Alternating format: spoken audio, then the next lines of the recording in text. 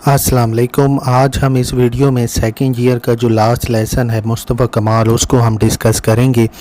मुस्तफ़ा कमाल लेसन शुरू होता है और हमें पता चलता है कि वर्ल्ड वॉर 1 जो है वो ख़त्म हो चुकी है, तुर्की हार चुका है और जो एलाइड फोर्सेस हैं इंग्लैंड की, फ़्रांस की और दूसरी, इन्होंने तुर्की के ऊपर कब्ज़ा किया हुआ है और तुर्की को बिल्कुल ही एक सिक मैन ऑफ यूरोप के तौर पर अब दुनिया के सामने ये आया है। यानी ये यूरोप के अंदर सबसे कमज़ोर मुल्क बना हुआ है। सल्तनत उस्मानिया जो इतने सालों से जिसका राज था दुनिया के ऊपर, वो अब टुकड़े टुकड़े होने के बिल्कुल करीब आ चुकी है। लेकिन अभी भी एनाटोलिया के अंदर कुछ मुहिब वतन हैं जो कि मुज़ाहमत, अभी भी रेजिस्टेंस उन्होंने बनाई हुई है, वो हथियार नहीं डाल रहे। अब किसी को जाना होगा, उन एनाटोलिया के मुहिब वतनों को समझाना होगा कि आप हथियार डाल दें और ये जो एलाइड फोर्सेस हैं जिन्होंने हम पे कब्ज़ा कर लिया है, इनके साथ ताउन करें, इनका साथ दें। अब बादशाह ने मुस्तफ़ा कमाल को भेजा कि तुम जाओ और एनाटोलिया में जितनी भी सूरत हाल है उसको टैकल करो। जो इंग्लैंड वाले थे वो बड़े शक कर रहे थे मुस्तफ़ा कमाल की नीयत के ऊपर और वो मुखालिफ थे कि मुस्तफ़ा कमाल को वहाँ ना भेजा जाए। अब क्या हुआ कि मुस्तफ़ा कमाल की कश्ती जो थी वो लड़खड़ाते हुए समंदर के तूफ़ान से होती हुई आखिरकार एनाटोलिया में पहुंच गई। यहाँ पर पीछे ऐलान किया गया कि जो एडन का सूबा है वो अब यूनानियों को दिया जाएगा। और जब ये ख़बर पहुंची तुर्की के लोगों में तो वहाँ भी शदीद गम और गुस्सा पाया गया कि आखिर क्यों इतना ज़रख़ेज़ सूबा यूनानियों को दिया जा रहा है। जो यूनानी थे वो भी यहाँ आने को तैयार नहीं थे, लेकिन फिर भी ये यूनानियों को ये सूबा तोहफे में दे दिया गया। मुस्तफ़ा कमाल अब पहुँचे एनाटोलिया में उन्होंने जाके ऐलान किया कि मैं ख़ुद आप इसी रेजिस्टेंस को लीड करूंगा। यानी मुस्तफ़ा कमाल को तो भेजा गया था आप जाएं, मुहिब वतनों को समझाएं, उनको हथियार डालने पर मजबूर करें, लेकिन मुस्तफ़ा कमाल अब वहां पहुंचकर लीडर बन गए हैं उन्हीं मुहिब वतनों के। यहाँ बादशाह को जब पता चला तो उसने कहा मुस्तफ़ा कमाल वापस आओ मेरे महल में। तो मुस्तफ़ा कमाल ने कहा कि मैं वापस नहीं आऊँगा जब तक मेरा मुल्क आज़ादी हासिल नहीं कर लेता। इवन कि उसने बादशाह को भी कहा कि आप भी यहाँ आएँ और हमारे लीडर बने, हम अपनी जान पे खेल जाएंगे और आपकी सल्तनत उस्मानिया को बचाए रखेंगे। लेकिन बादशाह जो था वो डरपोक सा था, वो नहीं चाहता था कि हम मज़ीद कोई लड़ाई लड़ें। तो बादशाह ने एक चाल चली और बादशाह ने कहा मुस्तफ़ा कमाल मैं आपके पास नहीं आता, आप अपने बंदे लेकर इधर मेरे महल में आ जाओ। वो लोग जिन्होंने कभी बादशाह के बग़ैर तुर्की का तसव्वुर भी नहीं सोचा था, वो इस चाल में फंस गए और वो चले गए बादशाह के पास और उसके महल में बैठकर ही उन लोगों के ख़िलाफ़ का प्लानिंग बनाना शुरू किए जो बाहर गेट के ऊपर खड़े होकर पूरे तुर्की के ऊपर कब्ज़ा किए बैठे थे। यानी मुस्तफ़ा कमाल को पता चल गया ये बादशाह की चाल है और वो मुझे फंसाना चाहता है। मुस्तफ़ा कमाल ख़ुद अनकरा में बैठा रहा और उसने रेजिस्टेंस को जारी रखा।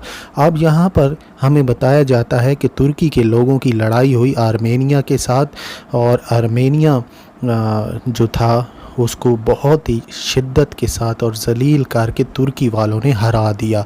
तुर्की वाले जो लोग थे वो बहादुर बन रहे थे और इवन के औरतें मर्द सारे मिलकर इस तुर्की को बचाने में लगे हुए थे, क्योंकि उनको पता था कि यही हमारा वतन है और इसी की हमने हिफाजत करनी है।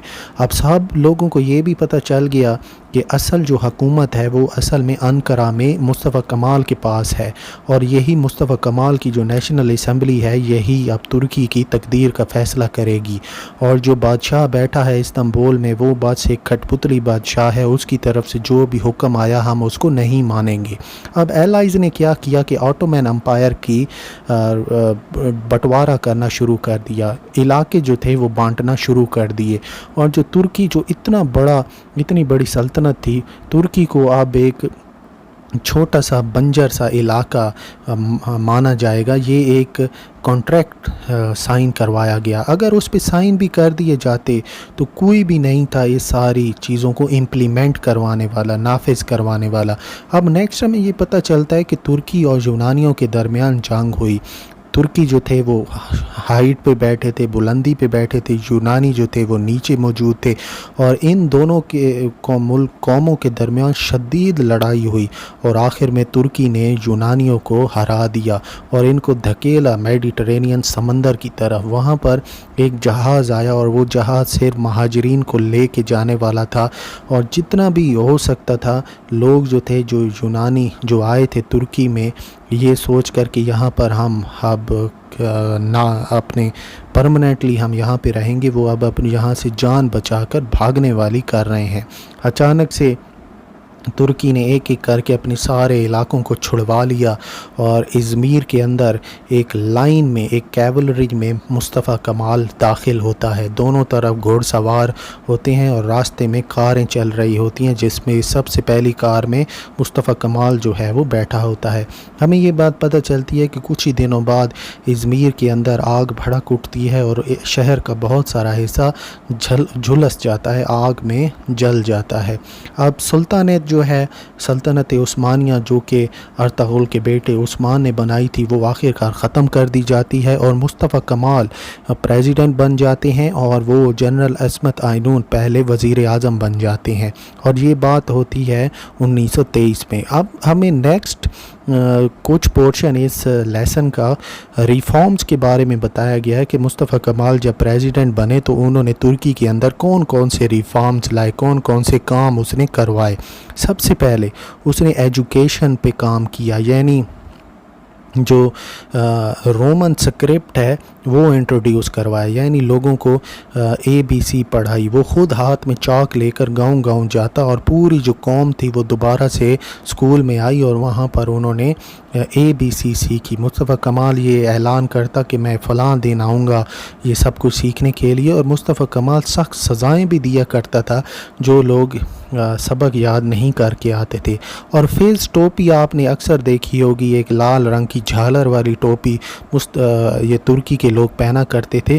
مصطفیٰ کمال نے اس کو ختم کروا دیا۔ مصطفیٰ کمال نے کہا آئندہ کوئی بندہ بھی مجھے یہ پہنے ہوئے نہ نظر آئے۔ مصطفیٰ کمال نے کہا کہ آپ کو ہیٹس پہننی چاہیے، جیسے ویسٹرن لوگ، جیسے مغرب کے لوگ ہیٹ سر پہ پہنتے ہیں، آپ کو ایسی ہی ہیٹ پہننی چاہیے۔ اور ایک آرمینیا کا تاجر تھا، اس کی دکان کے اندر دھاوا بول دیا ترکی والوں نے، اور وہاں پر جو عورتوں کی ہیٹس تھیں، عورتوں کی ٹوپیاں تھیں، وہ بھی وہ پہن کر گھوم رہے تھے ترکی والے، یعنی اتنا ڈر تھا مصطفیٰ کمال سے ترکی کے لوگوں کو۔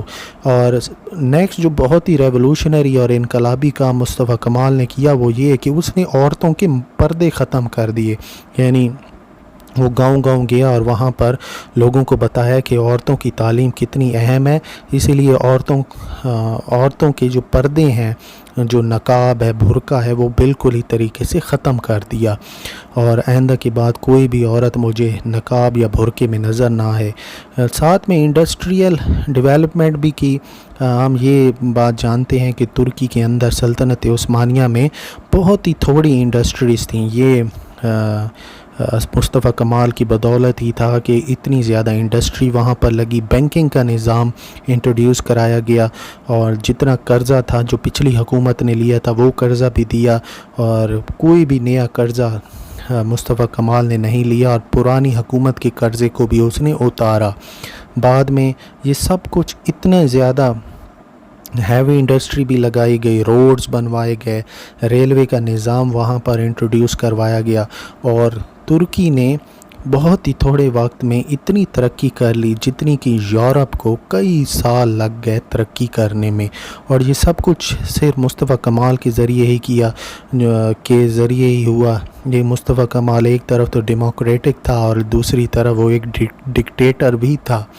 تو یہیں پر یہ لیسن جو ہے یہ ختم ہو جاتا ہے۔ یہاں پر یہی اس پورے لیسن میں بتایا گیا کہ کس طرح سے ترکی جو تھا، جو کہ ہارا ہوا ملک تھا، جس کو سک مین آف یورپ کہا کرتے تھے ورلڈ وار 1 کے بعد، اس نے کس طرح سے ترقی کی، اپنے آپ کو بچایا، اور ایک ملک، ایک لیڈر اس سارے ملک کو لے کر آگے بڑھا اور آج ترقی کی راہوں پر چل رہا ہے ترکی۔ یہ سب کچھ ممکن ہوا ہے مصطفیٰ کمال کی بدولت۔